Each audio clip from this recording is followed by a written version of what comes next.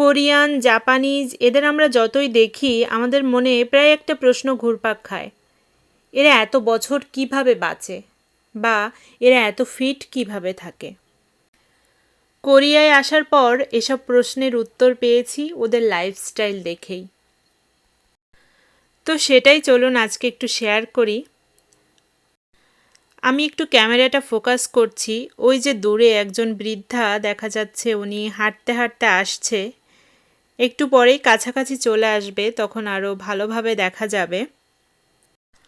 তো যেটা বলছিলাম ওদের ফিট থাকার কারণ, আমি এখনও পর্যন্ত কোরিয়াতে এসে যতগুলো এমন ফাঁকা মাঠ দেখেছি বা ওদের পাবলিক যে জিমগুলো আছে ফ্রি, কি সকাল কি দুপুর বা রাত, এমন কোনো সময় আমি দেখিনি যে সেখানে যে কোনো বয়সী লোক হাঁটছে না বা ব্যায়াম করছে না।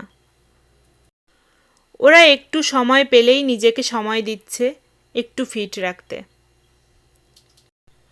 এই যে দেখুন এখন ভিডিওতে যাকে দেখা যাচ্ছে ওনার বয়স কিন্তু 100 বৎসর পেরিয়ে গেছে। সাধারণত 100 বৎসরের কাছাকাছি না হলে ওদের কারো হাতেই লাঠি দেখা যায় না। উনি তো 2 হাতে 2টো লাঠি নিয়ে হাঁটতে বেরিয়ে গেছে। ওদের ব্যাপারটাই এমন যে যেটুকু সময় বাঁচবে সচল অবস্থায় বাঁচবে।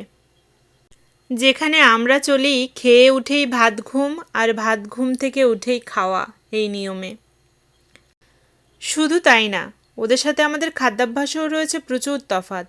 ওরা সবুজ শাকসবজি, কম তেল মশলায় রান্না খাবার, দিনের কিছুটা সময় বের করে হাঁটাহাঁটি, ব্যায়াম, ছেলে থেকে বুড়ো সব বয়সীরাই একই নিয়মে চলছে।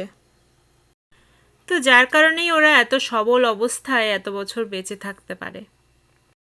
তো আজকের ভিডিওটা এ পর্যন্তই। সবাই ভালো থাকবেন। নমস্কার।